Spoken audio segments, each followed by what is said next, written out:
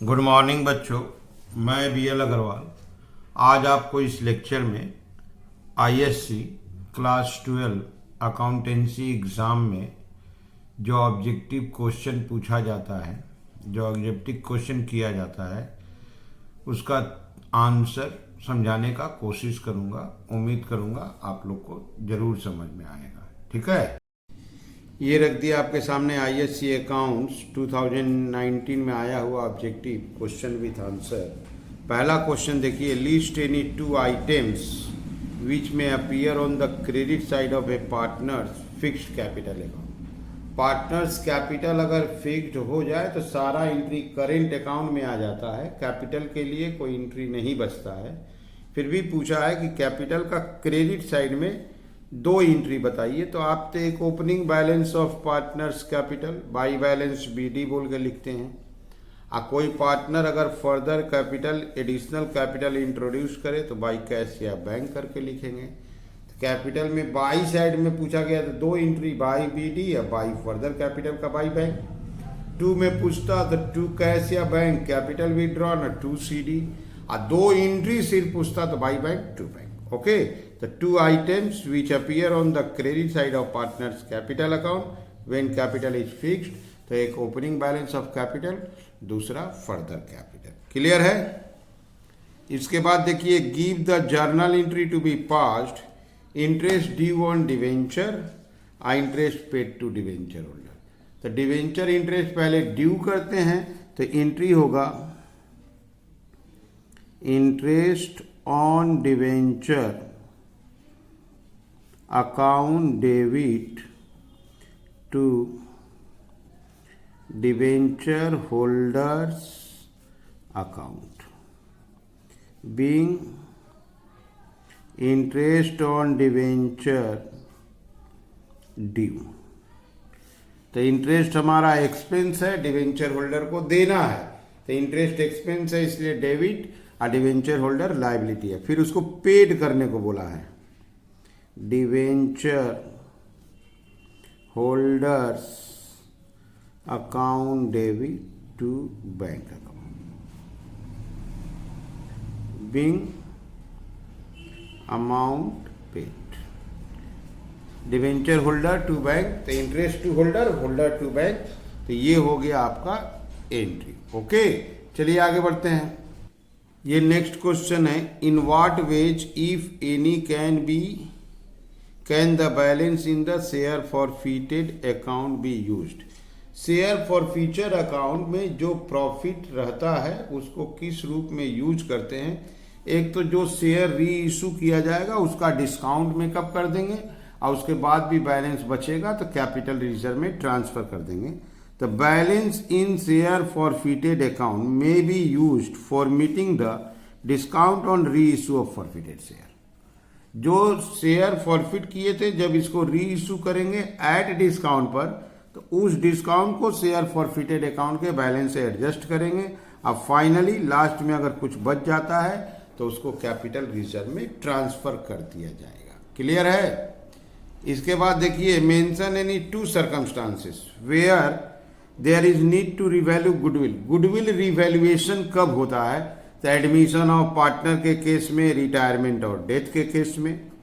ठीक है, तो गुडविल का वैल्यूएशन या बोलो या रिवैल्यूएशन बोलो, पार्टनरशिप बिजनेस में गुडविल का वैल्यूएशन और रिवैल्यूएशन कब करते हैं, तो at the time of admission of partner और रिटायरमेंट ऑफ पार्टनर। देखिए, goodwill of the firm may be revalued under the following two circumstances. Admission लिखिए, रिटायरमेंट लिखिए, डेथ लिखिए, या change in profit sharing ratio.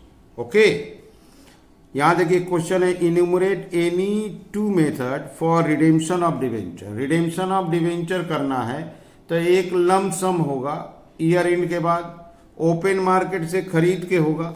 तो देखिए, in lump sum on maturity by the purchase from open market.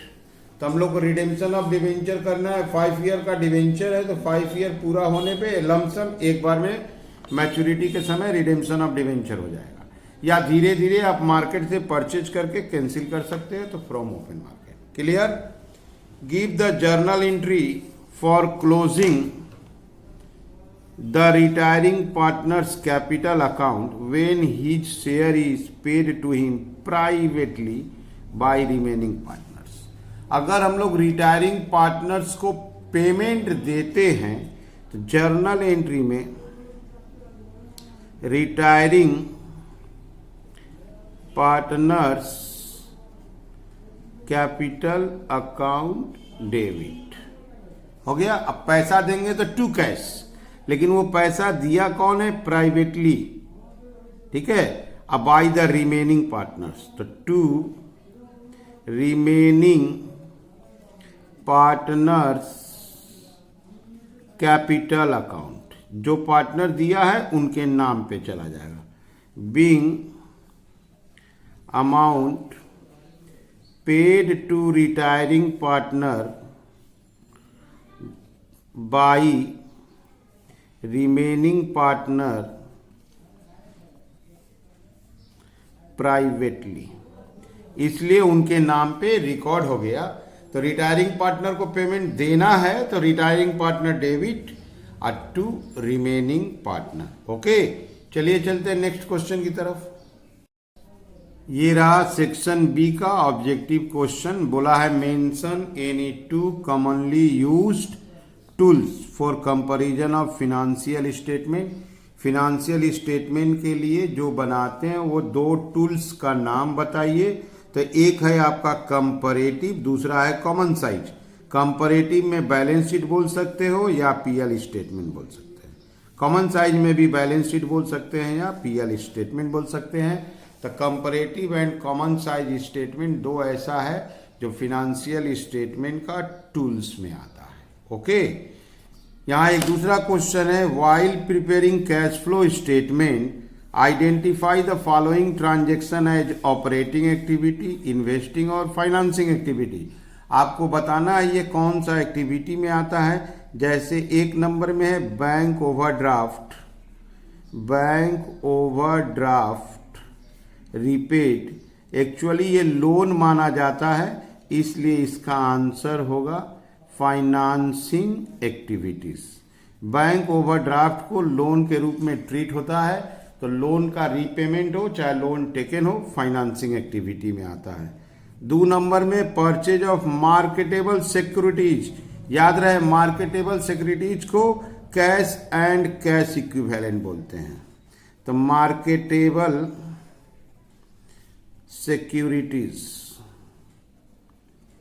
ये आपका answer होगा cash and cash equivalent. तो ये आपका कैश एंड कैश इक्विवेलेंट के रूप में ट्रीट होता है मार्केटेबल सिक्योरिटीज। तो ये हो गया आपका 2019 का क्वेश्चन विथ आंसर। उम्मीद करते आपको समझ में आया होगा। Okay, thank you, bye.